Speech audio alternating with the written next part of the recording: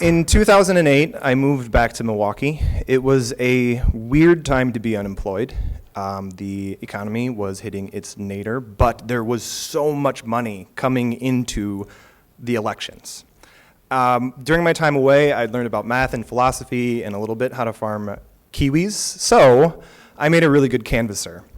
So this is the time, around that time, I got addicted to canvassing. So what you do is you ring a doorbell, you stand there, and you feel dread about someone actually answering the door, you having to do your job and talk to a stranger. You have no idea what they're going to look like, what you're going to talk about. But I got addicted to it because I was wearing a pink t-shirt, I was canvassing for Planned Parenthood, and I cared a lot about what I was doing and the cause that I was working for. Fast forward, it's Get Out the Vote. Get Out the Vote is a crazy time in every election when people flood into neighborhoods and hang door knocker things and give people rides to the polls. So during that time, I was working on a team, and we were trying to get Obama elected, and we were staged at State Fair. At State Fair, we were at the Tommy Thompson building because who loves irony more than the universe?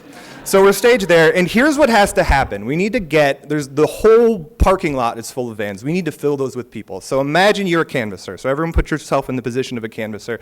You walk up, you stand on a big concrete rectangle. You're standing there and waiting for your marching orders. You're gonna get a clipboard, you're gonna get a script, you're gonna get some literature, but those are in the vans. You gotta get in a van first. So you're standing around, you're milling. It was my job to get people from the concrete rectangle into the vans.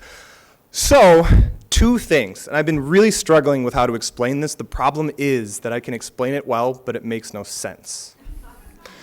The two things are, one, we got our marching orders from Madison. They had priority districts. They had an exact way that you had to load the vans, right?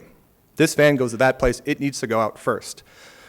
Two, as part of canvassing, one of the things you learn is that if your skin color isn't the color of the people that live in that area, you get hassled. That's just a fact of canvassing, and it's fucked up. But if you're canvassing, you abide by that fact because you don't want to get hassled regardless of the color of your skin.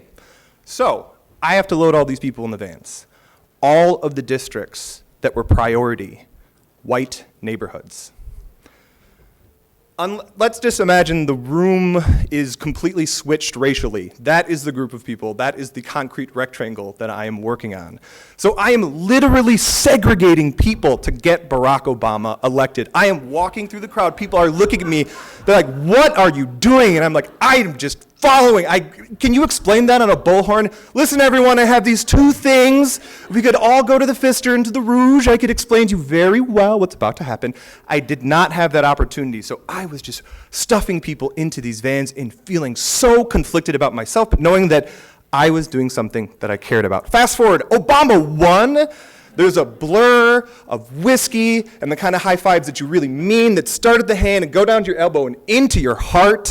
And there was a lot of drinking, it got really drunk, and then at bar time, I found myself in Pizza Shuttle. Girl Talk. Girl Talk is this DJ. He played a show in Milwaukee. He does mashups. If you like Pimp C and the Pixies and Jay-Z and Dismemberment Plan, you can dance to this guy. He was having pizza at that place, and I saw him, and I felt full of vim and vigor and lots of other V words, and I sat down next to him at that booth. And I said, Girl Talk. You're going to listen to me. I got something to say to you. I was really drunk. It did not come off with that kind of force. Girl Talk, you control a cultural idiom that is so powerful. I did not sound like this. You can make people dance and have experience, but what you do is make them, you just take pop music and you make them dance, and it can feel so good, but it's kind of vapid. You control this beautiful thing, Girl Talk. You are a bad mamma jamma, and god damn it, motherfuckers ain't got it like you. That's a Missy Elliott quote. That's a reference to Girl Talk. So eventually, Girl Talk, he's so nice to me. He is so patient. For like 20 minutes, he is listening to me blather in his face. Eventually, he gives me a piece of pizza, and I give up. But I tried really hard to convince him to do something good with what he had. The next morning, I woke up in a car on the south side.